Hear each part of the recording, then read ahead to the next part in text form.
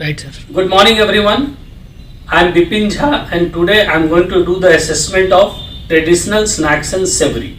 So there are many students and SSC basically they are here in the center, and center looks very fresh and very hygienic, and the place is also nice and environment is very positive. Today we'll definitely enjoy the assessment. So let's start the assessment with Vikas Kumar. May I come in, sir? Yes, Mr. Vikas, please come in. Please be comfortable. Yes, sir. Yes, sir. Thank you. So, how was your journey? Everything was good, Very comfortable? good, sir. Comfortable, sir. May I see your Aadhaar card, please?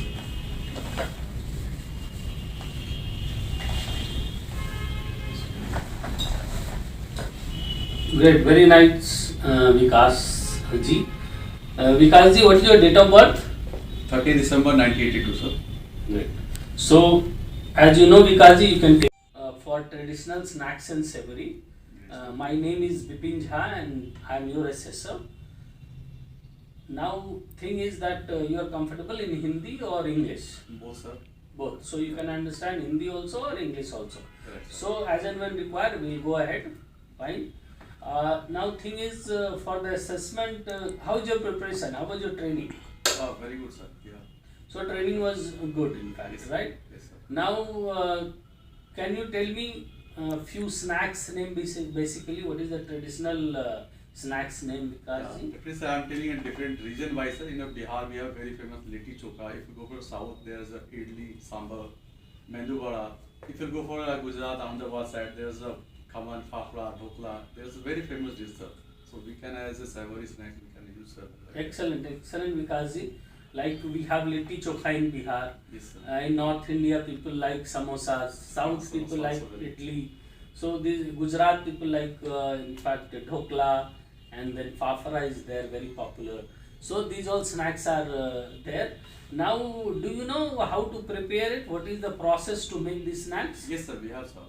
So you know that. Yes, sir. I know very well, sir, about that. What do you understand by cleanliness of kitchen? In fact, food area should be spick and span. It should be very clean. So what do you understand about that?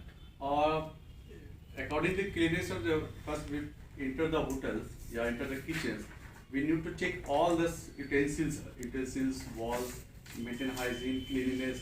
Suppose we are making a fried samosa, there should be pot should be clean, neat and clean. There's using some chop boards, knives, fryers, wires should be clean, sir. So we need to maintain all this. All right. So everything should be clean and hygienic. Now, thing is that for making savory and snacks or traditional snacks and savory, we need to have some good equipments. So, what is your knowledge about and how to use it and how we should keep the equipment? What is your knowledge about that? Or regarding equipment, sir. Like equipment, we have a peeler there, we have a strainer there, we have fryer there. So these all things make the snacks basically, right? So how do we use that equipment? Like how it should be used, in fact equipment while making snacks. Like peelers should be in the good condition. Yeah, definitely. Every using what need to wash and keep it in a hanging basis, right? Like if you are using a knife, there should be also every using what after they clean the wash with the sanitizer. Nowadays with COVID, so we have to take extra precautions. We need to sanitize with the vinegars, other things like. And suppose you using a chopping board for the cutting the snacks and savory. After using also need to clean and wash and keep it separately. Everything we need to keep separate, sir. Not attached to all together. एकदम से equipment जो है separate होना चाहिए, सही से upkeep होना चाहिए, यूज़ के बाद उसकी सफाई होनी चाहिए और उसका प्लग्स चेक होना चाहिए सही से लगा हुआ है कि नहीं, ऑयल फ्रायर जो है वो गंदा तो नहीं है। तो इस तरह से सारे जो इक्विपमेंट्स हैं उसके अपकीप और चलाने का तरीका होना चाहिए, डे टू डे उसकी ट्रेनिंग होनी चाहिए चलाने की और चेक होनी चाहिए। Very nice. अब जो है विकास जी, उसके लिए अपने स्नैक्स और सेवरी के लिए हमें इंग्रेडिएंट्स की ज़रूरत होती है, जैसे राइस है, पोटैटो है, कॉर्नफ्लावर है, कभी दाल है जिससे हम लोग दाल मोट बनाते हैं, और इस तरह से तो उसकी जो क्वालिटी है वो चेक होनी चाहिए। इसके बारे में आप क्या बताना चाहेंगे? इसके बारे में ये सर कि जैसे हम लोग जहाँ से भी हमारा एक फिक्स होता है, शॉप होता है या वेंडर होता है फिक्स, उसके हम लोग कोशिश करते हैं कि जितनी अच्छी क्वालिटी हो, ताकि क्वालिटी अच्छी होगी तो उसकी प्रोडक्ट अच्छी होगी, तो गेस्ट भी उसे लाइक करें, चाहे हम हो चाहे आप हो, everybody wants to good condition, good qualities. तो हम चाहते हैं कि जितनी भी चीज़ें होती है बढ़िया से उसका टेम्परेचर जो होते हैं, या कोई सॉगी तो ऐसा नहीं है कि कुछ हमने लिए राइस जिसे हमने लिया तो देखना होता है उसमें कुछ नमी तो नहीं है, जिससे अगर नमी रहेगा तो हमारे क्वालिटी प्रोडक्ट अच्छे नहीं आएंगे। एक्सेलेंट विकास जी। तो हमारा जो क्वालिटी होना चाहिए इंग्रेडिएंट का वो सुपर्ब होना चाहिए, काफ़ी अच्छा होना चाहिए, और एक राइट वेंडर से लेना चाहिए हमें, जो वेंडर हो, ऑथराइज हो और ऑथेंटिक हो, जो सही सप्लाई अपने को इंग्रेडिएंट्स का देता है। वेरी नाइस विकास जी। और बताएं कि डॉक्यूमेंटेशन क्या होता है? जो स्नैक्स हम लोग बनाते हैं उसका कुछ डॉक्यूमेंट रखते हैं कि कब बना हो, और हमें उसको रखना चाहिए फाइल में, किस डेट को बना, इससे हमें क्या फ़ायदा होता है, जैसे फीफो क्या है, ये इसके बारे में आपको क्या सर? इस पे ये चीज़ें हमें हेल्प होती है कि किसी चीज़ को हम, जैसे कि बहुत सारे कंप्लेंट्स आते हैं कि खाएं हमारा पेट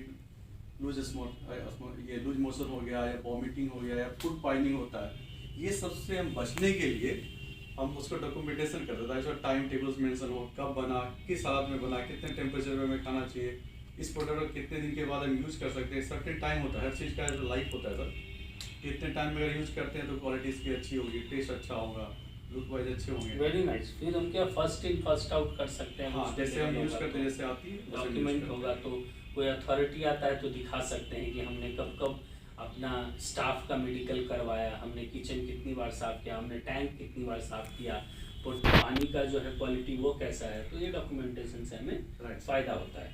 और जो एक है उसमें अपना जो हजार्ड नहीं हो, किचन जो है काफ़ी हजार्डस प्लेस है, फायर है, और बहुत सारे प्रॉब्लम्स किचन में, इलेक्ट्रिक शॉक्स हो सकते हैं, लोग फिसल सकते हैं, हेवी मशीन्स है वहाँ, इक्विपमेंट्स है वहाँ, तो इसके बचने के लिए हम क्या प्लान करते हैं कि कुछ हजार्ड ना हो?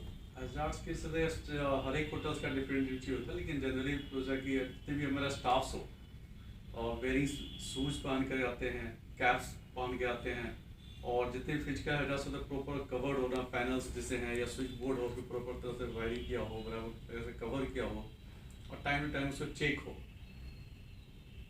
Very nice. और जो है अपना फायर एक्सटिंग्विशर पास में हो, अगर उसको भी चेक करें कि कब का उसका डेट एक्सपायरी है, तो इस तरह से, और तार वगैरह वायरिंग वगैरह जो है वो लूज वायरिंग ना हो, लूज सेंटिंग ना हो, होना चाहिए। It is very nice. Now अगर कुछ हो जाता है, suppose some emergency happens, so what is our preparation for the emergencies? तो हमारे हर होटल का एक ट्रेनिंग होता है सर, कि जब हमारा होता है एक मीटिंग पॉइंट्स होते हैं, जब भी कुछ लिफ्ट वगैरह यूज़ नहीं करें, इलेक्ट्रिक की चीज़ें यूज़ नहीं करना चाहिए, तो कोशिश करें हम कि सीढ़ी से निकले स्टेयरकेस का यूज़ करें, तो इस चीज़ से हम बच जा सकते हैं। और दूसरा के सेम टाइम अगर हमारा कुछ है तो हम डॉक्टर्स को कॉल करते हैं ऑन द टाइम। एक हमारे होटल्स में या जहाँ भी रहते हैं हम डॉक्टर्स ऑन कॉल की फैसिलिटी होनी चाहिए, ताकि हम अपने स्टाफ को, चाहे एम्प्लॉय चाहे गेस्ट हो, उसको हम तुरंत मेडिकल फैसिलिटी दे सकें। Very nice. इमरजेंसीज का नंबर्स होना चाहिए डिस्प्ले, और बाकी ट्रेंड होने चाहिए स्टाफ लोग फायर एक्सटिंग्विश के लिए, तो इस तरह से हम लोग हजार्ड से बच सकते हैं और इमरजेंसीज के टाइम में उसको प्रिवेंट कर सकते हैं और रोक सकते हैं आगे बढ़ने से। बहुत अच्छा Vikas ji, it was very nice meeting with you and it was good assessment. आपको कैसा लगा ये असेसमेंट? बहुत अच्छा लगा सर, और काफ़ी चीज़ें हमें आपसे सीखने को मिला, बहुत अच्छा लगा सर। मैं तो ऐसे हर एक ट्रेनिंग ऐसे असेसमेंट हर एक बच्चे को कराए sir. Wish you all the best sir, बहुत अच्छा लगा। Thank you very much Vikas ji, and wish you all the best.